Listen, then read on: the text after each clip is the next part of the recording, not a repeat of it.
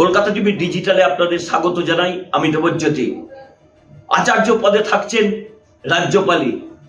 গতকাল রাষ্ট্রপতি ভবন থেকে সেই সবুজ সংকেতই দেওয়া হয়েছে।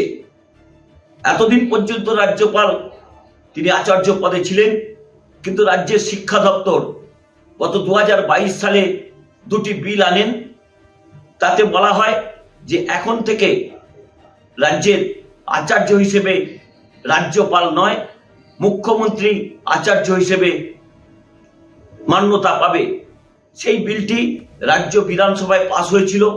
তার আগে এই দুইটি বিল রাজ্য মন্ত্রিসভায় পাস হবার পরেই বিধানসভায় সেটি আলোচনা হয় এবং সংখ্যাধিক্যের কারণে সেই বিলটি বিধানসভাতে পাস হয়েছিল। কিন্তু বহুদিন ধরে এই বিলটি নিয়ে রাজ্য সরকারের পক্ষ থেকে রাজ্যের রাজ্যপালের কাছে একাধিকবার আবেদন করা হয়েছিল।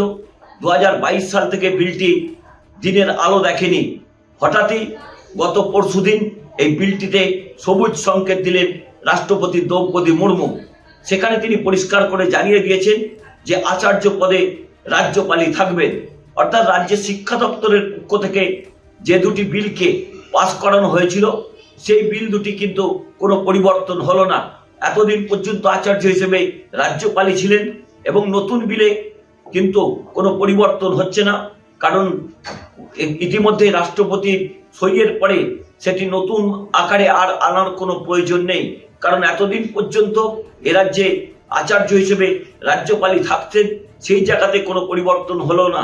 অর্থাৎ আলিয়া বিশ্ববিদ্যালয়ের বিষয়েও কিন্তু একই রকমভাবে বিল পাস করা হয়েছিল। অর্থাৎ এই বিলটিও 2022 সালে রাজ্য বিধানসভায় পাস করানো হয়েছিল। সেই বিলটিতেও কোনো পরিবর্তন হলো না। তবে রাজ্য সরকারের পক্ষ থেকে যে চেষ্টা করা হয়েছিল আচার্য পদে রাজ্যের মুখ্যমন্ত্রীকে আনার, সেই প্রক্রিয়া কিন্তু সমাপ্ত হলো। অর্থাৎ আগের যে বিল ছিল যে আলিয়া বিশ্ববিদ্যালয় বা সরকারি পোষিত যে বিশ্ববিদ্যালয়গুলি, সেখানে আচার্য পদে রাজ্যের মুখ্যমন্ত্রী নয়, আচার্য পদে থাকবেন রাজ্যপাল।